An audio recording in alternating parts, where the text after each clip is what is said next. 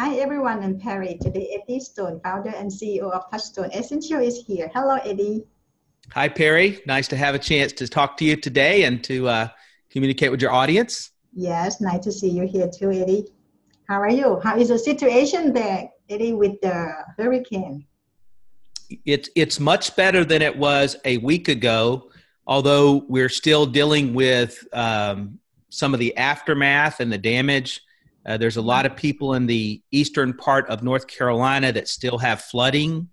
And I just saw this morning on the news that in Georgetown, South Carolina, which is a little south of me, they have a couple of rivers there that haven't yet crested, meaning they're not at their full height. And so I think they were evacuating about 8,000 people from homes that they felt like would be flooded in the next 2 or 3 days. And so it's really still very difficult for a lot of those people. I think in North Carolina, we have about 400 highways that are still closed because of flooding. And now it's interesting, our conversation last week when we were talking about the flooding and some of the environmental issues that occur, we're starting now to learn about some of those issues. And so I think I mentioned briefly, but there's about close to 4 million chickens that drowned in their growing areas from the floodwaters. And so all of the, their bodies and whatever bacterias and other things that come from that, is now in those floodwaters around those houses and places that are still flooded, including all of their waste. It was close to, I think, 6,000 hogs. So now you're talking about very big animals and all of those hog lagoons, which is millions of gallons of raw sewage that is seeped into the system. So anybody that's involved in cleanup of their home or their area, whether that's the local resident or fire and rescue or whomever it has to be, their skin, they're exposed to all of those bacterias and all of that wastewater. Coal ash, which is a byproduct of burning coal, which is kept on most sites where you have a coal burning facility. It's called coal ash pond or storage. Now we know that some of those facilities, those ponds have overflowed. And that's very, very toxic material with heavy metals, arsenic, chromium, and other things that are really very threatening. And so now they've spilled into the waterway. They've washed into those rivers. Now those rivers have washed into the ocean.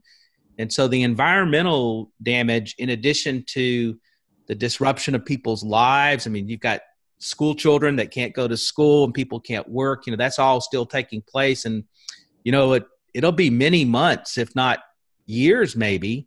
And then our neighbors to the south in South Carolina, they're still dealing with some of the initial flooding. So anytime you have these sort of disastrous weather events, like we've seen here, like they've just dealt with the Philippines, northern part of Thailand, up in China, from that recent, weather events they've had there, the typhoon, it's just, it lingers, and it's just left to the people to clean up and deal with the aftermath. And perhaps we learn more about agriculture and how we do these things so we can protect ourselves a little bit better. But it's still a problem. And, for all of us, it's something to really think about. Our choices of food and things like that really drive these things. And there's a lot of agriculture in that part of the state of North Carolina. A lot of soybeans are grown, a lot of peanuts. And of course, now those fields that overflowed or flooded with the chicken and the hog waste and the all the other waste that was there, now that's in the fields and has to be thought about with food. So it's something that will be around a very long time for people to have to deal with, and some lives will be changed forever and in a not positive way for them. So I really have my heart breaks for a lot of people. I heard a woman on the news that she's 90 some years old and she's never lived in a different home than the home she had before the flooding. And now her home is destroyed and she doesn't have many relatives left, didn't have any children. And so we just think about somebody that's that old and doesn't probably welcome change very easily, and maybe doesn't know what to do, probably doesn't have a lot of money. You really feel for, what they're going through. And of course, that's just one person, and there are literally tens of thousands of people around the world that deal with this. So it's still quite heartbreaking, but I think people are strong and resilient, and they're recovering. It's going to be very tough winter, no, Eddie, this year. It will. The good news for us here in the eastern part of North Carolina. So I live in the middle of the state. If anybody knows the U.S., I'm in North Carolina, which is sort of in between New York and Florida on the Atlantic Ocean. I live in the middle of the state in the Raleigh-Durham area. And so we have fairly mild winters. You know, we might have a little bit of snowfall, and we might have a few weeks at the time that are below freezing, but it isn't difficult like some of the mountainous areas or the northern parts of the United States and up into Canada. In the eastern part of North Carolina, it's even milder than I experience. And so they don't get a lot of snow, and they should not have a whole lot of freezing temperatures. So in that respect, they're fortunate. But it'll still be a difficult period of time. And for a lot of them, that their economies are based upon farming. And so some of them were crops were still in the field. And so particularly those that were farming sweet potatoes, and hopefully that will not dramatically affect the yield of those crops. And so they'll have at least the months of the winter time to get their fields ready to grow again next year. But it's definitely something they'll deal with for a very long time. I can understand the situation. It's not going to be easy at all for everyone. No, sure will not. Mm-hmm. Okay, Eddie, may I start with the questions? Absolutely, yes. Let's jump into it. The first question from EK. Okay, I have a lot of metal in my body. My leaky gut prevents absorption of nutrients. My liver is geopathy. What to do? Well, I'll tell you, your liver health is a big deal. And if your liver is not healthy, you're not healthy. And so the first thing I would say is I hope whomever has written us with that question is in contact with a physician or a medical professional, because a liver isn't something to ignore. And they need to make sure that they are talking with a medical professional about what they may or may not need to be doing, right? Lifestyle changes, or are there procedures or medicines that may help their circumstances. One of the things that I'm conscious of is that a lot of times with your liver, you really need to look at your habits, because you can make things worse. And so if a person with a significant liver disease drinks alcohol, they should stop. If they drink a lot of sodas or sugary drinks, they should stop, because all of those things are challenging for a weakened liver to try to filter out those things. The liver is essentially a detoxifier for the body. And then they need to look at lifestyle choices that are healthy. And so a lot of water, avoiding a lot of processed foods, because those are filled with chemicals and preservatives that make it more difficult on the liver. And then a diet that's rich in greens. We know that greens, particularly deep leafy greens, kale, cabbage, even things like broccoli, really support, with the chlorophyll and other phytonutrients, support the liver in its own repair and detox. And then, of course, we're big believers in using zeolites, and we believe we have the best zeolite that a person can use. I know I'm biased, but you know, our Pure Body products, we believe, can aid the body in detox. And anytime you're able to do that, that helps to support the liver. But it's something someone should think about. And if they don't have a lifestyle where they like to cook, or they don't really have a good access to fresh fruits and vegetables and deep leafy greens, then they should consider our super green juice. And if not our super green juice, there are other green juices out there that they should use, because it can really help the health of the liver to have a diet rich in greens. And of course, we believe using zeolites, Pure Body, would also help, but make sure they also talk to a medical professional. Mm-hmm. Oh, okay. Next question, Eddie. Coca-Cola is looking to get in the weed business. The Atlanta-based company is reportedly considering drinks infused with CBD, the non-psychoactive ingredients in marijuana that treats pain but doesn't get you high. Coke is eyeing Canadian marijuana producer Aurora Cannabis as a partner to create a new line of products. What do you think about this? Well, I don't think we know enough yet. There was no discussion on the type of drink that it would be or what the ingredients were. I would hope that logically, if they were trying to do something healthy, they wouldn't just be putting CBD oil in their soft drinks, because that would not be good. I'm not a fan of soft drinks at all.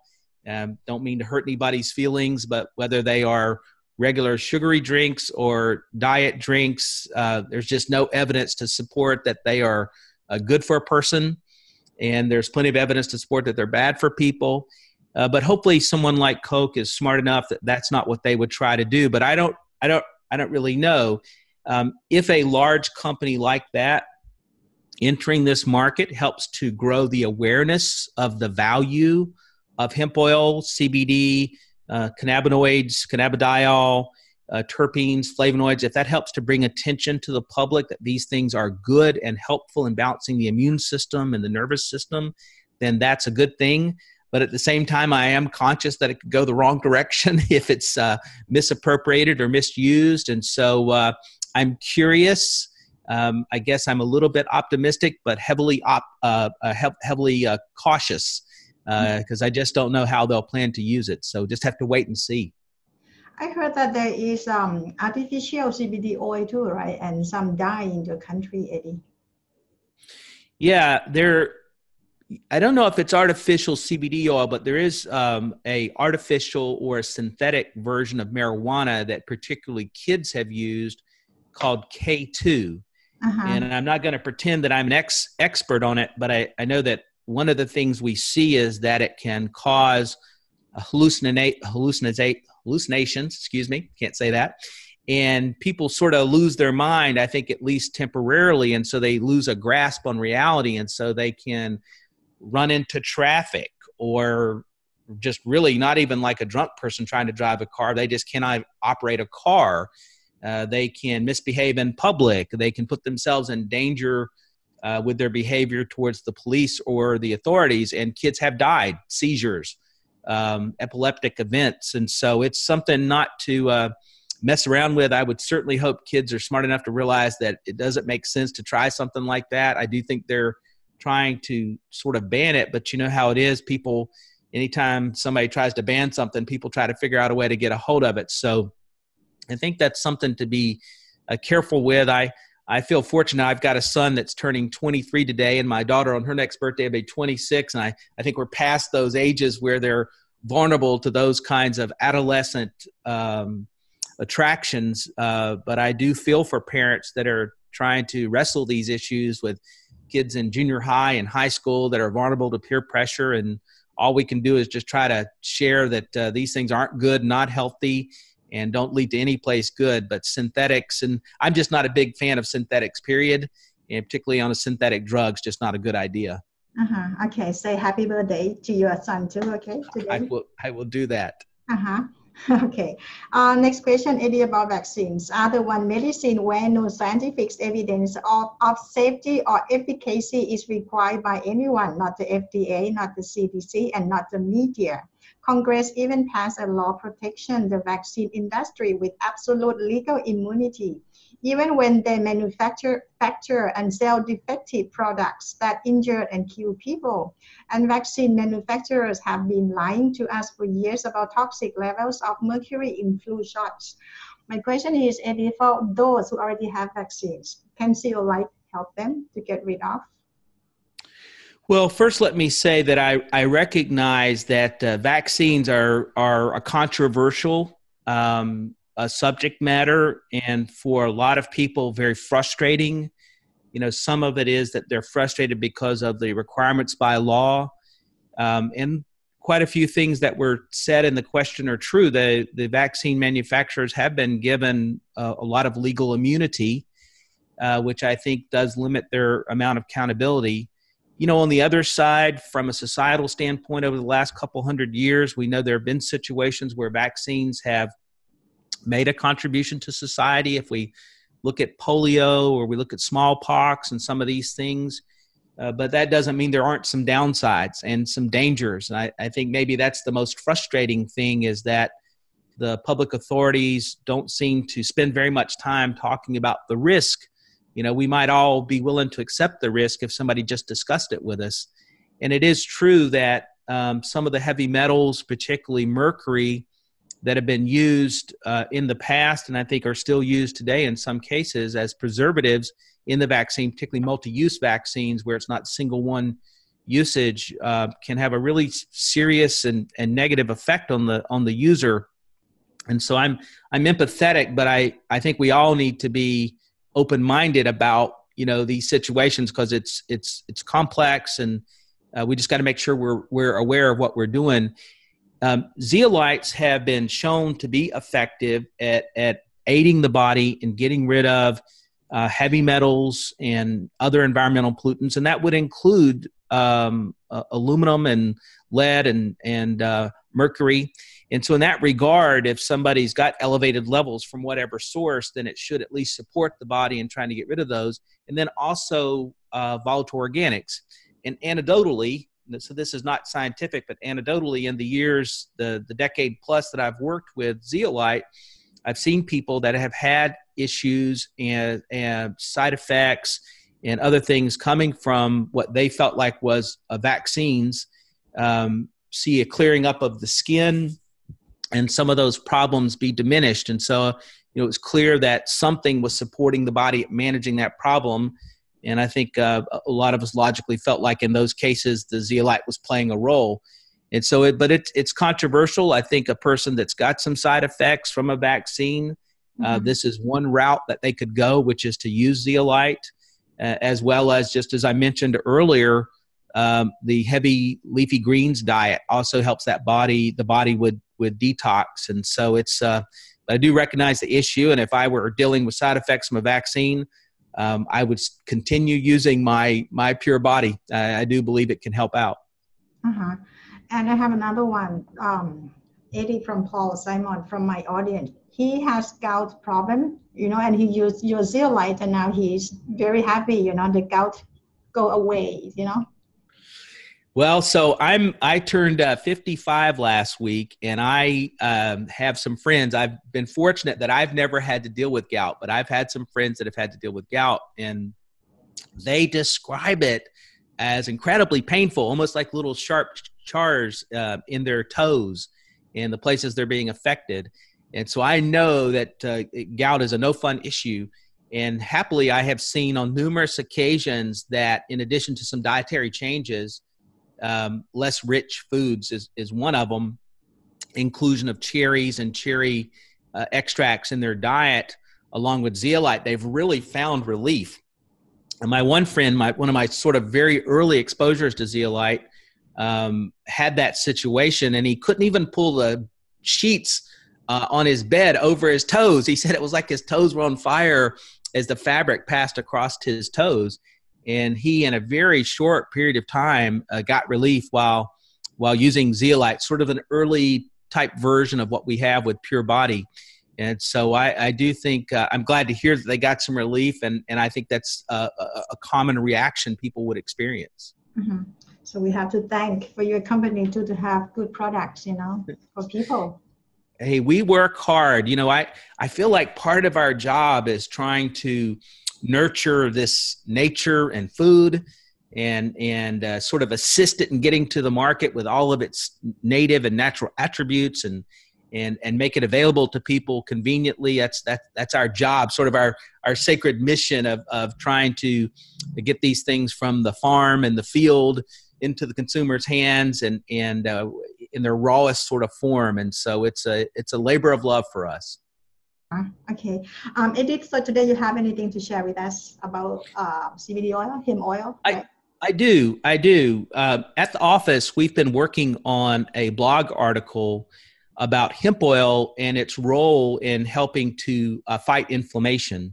And so I thought I would just share, you know, some of our notes and research. This article will come out here in the next week or so. But one of the things, you know, probably for people that have listened to us multiple times, I've got a theme.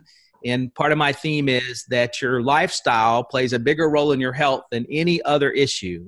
I know we sometimes want to blame our parents and our genetics, but really it's our own choices that make the biggest impact. And some of this is just by simply recognizing what are ultra-processed foods and trying to avoid them, or at least limit them, right? Much like we think about limiting a dessert, right? The same sort of thing.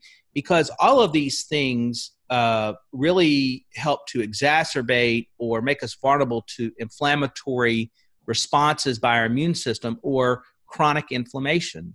In almost every disease state we could discuss here, whether it's cardiovascular diseases from strokes to heart attacks to cancer, risk of cancer, all the way down to the risk of diabetes and or arthritic issues. I mean, just almost everything we could discuss, inflammation can be a precursor, so it makes us more vulnerable, or it makes the situation worse. Harvard Medical School, which is one of the more respected and pronounced schools, I guess, around the world, I believe it plays a large role in every major disease. And so it's just clear that managing inflammation makes a difference, from fighting fatigue and headaches to gut problems, which is a big issue, affects our immune system, even to weight control, right? And you meet people sometimes and you can look at them and probably they look in the mirror and they almost look bloated and it doesn't look healthy. Their color isn't good. And that's a sign of probably some weight issues, but it's also a sign of chronic inflammation. And so, part of what I want to do in our time together on our show each week is to make sure we draw some attention to things that people can look at, think about, maybe make some lifestyle adjustments and be healthier and be happier. I have this theme of mind, body, and soul. And here's probably we're talking more about body, but if your body's not in good shape, then your mind's not going to be in good shape. And that doesn't give you enough time to think about your soul. And so these are pretty big issues. And so if a person's got these chronic inflammatory issues, greens, we've talked about it 3 or 4 times already in today's show, is a big deal. Exercising is a big deal. Talking all lifestyle here is gut health, which means staying away from processed foods. Detoxing for me should be a daily plan. I don't care who you are, where you live. It's just impossible to stay away from environmental pollution. And then anti-inflammatory foods. And so that probably means for most people staying clear of as much starchy food as possible, right? Staying focused on fruits and vegetables is a good idea. But now we know from the research over the last few years on hemp that hemp can also help to manage it. So hemp oil, and just to be clear, I discuss hemp oil. CBD is a cannabinoid that's a component of hemp oil, not hemp seed oil, but hemp oil. And so just to be specific when I'm discussing that, you hear some people say CBD oil. CBD is a component of hemp. So I'm just discussing it sort of at its larger descriptive level. But we know that CBD or cannabidiol, which is a cannabinoid found in hemp, works synergistically with your body's immune system, specifically the endocannabinoid system, and then really narrowly, it works with CBD2. So there's 2 sort of receptor sites we think of when we think about the endocannabinoid system. One is CB1, not CBD1, but CB1. And that one, it doesn't have a high affinity for CB1, but CBD has a high affinity for CB2, which is an immune system modulator. And so it helps to bring balance. And when you bring balance to those receptor sites and that component of the immune system, what you do is you help to quiet down and modulate overreactions. And so essentially what happens is your immune system, if you have a diet that, say, is heavy in ultra-processed foods, or you have other sort of lifestyle issues that make you more vulnerable to inflammation, which can include stress and strain, mental stress and strain, and or physical stress and strain, your immune system will react to that. That's part of nature's way of protecting the body, but it can overreact. And that overreaction is where we get into chronic inflammation. Of course, if that chronic inflammation lingers, your risk of having a heart attack skyrockets, your risk of having a stroke skyrockets.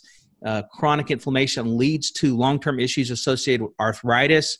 Particularly, we can talk about types of arthritis that sort of linger, not temporary. And so if a person is using hemp oil that's rich in CBD, it does help to bring those modulations. And so we have folks that have started using our product. We've got a good, clean product, but of course I recognize there are other CBD oil products out there that all of a sudden see a major difference. They use it in the morning, they use it in the evenings, and they've just noticed throughout the day there's a balance. Their they're less sick, and they can sort of physically feel that they have less inflammatory issues. They can even go in and when they get their blood work done for cholesterol and blood lipid profiles and things that we test to see what our risks are for having a heart attack, they can even see that in their blood, there's less inflammation, it's less sticky, and so there's a balance there. So the bottom line is the mechanisms of action associated with hemp oil, and particularly cannabidiol or CBD, help bring a balance to the immune system, which helps to balance out these overreactive responses by inflammation to lifestyle. And it goes well beyond CBD. So CBD, again, just to explain, cannabidiol, that's what CBD is just one of 100 plus cannabinoids that we find in a good quality full spectrum hemp oil. But there's also cannabich,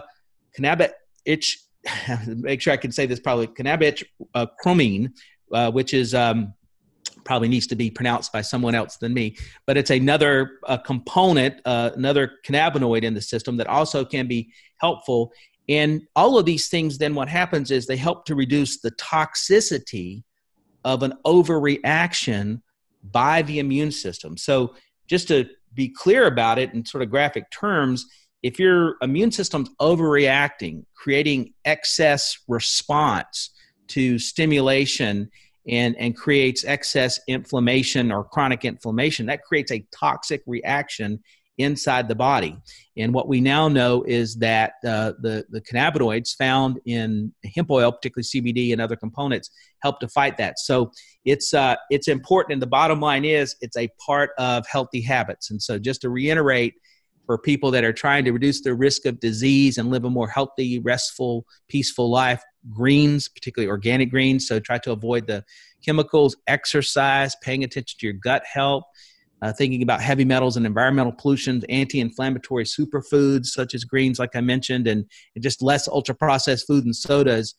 They're going to do naturally, they're going to help their body fight inflammation. And so I wanted to bring that up today in response to a couple of the direct messages I've got from some of the listeners, and just let people know that this is one of the most important things you can do, is to pay attention to inflammation and inflammatory responses if you want to live a long, healthy, happy life. So that's what I wanted to share today. Eddie, and hemp oil from Touchstone is safe for all age or what?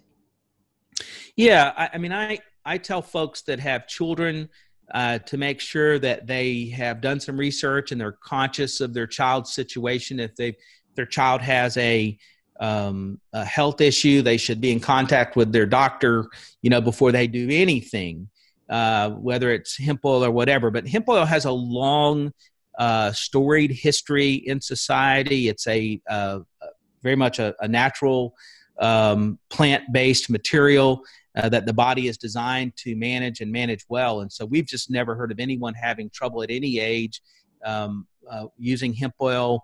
Ours is organically grown and processed, and so we know that it's safe and free of heavy metals and environmental pollutants, and I mean even so much so that you can use it with your pet.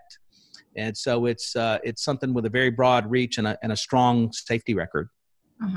Okay, Eddie, thank you very much for your good information today. Thank you, Perry. I look forward to our chat next week. Okay, thank you, and bye-bye. Bye-bye.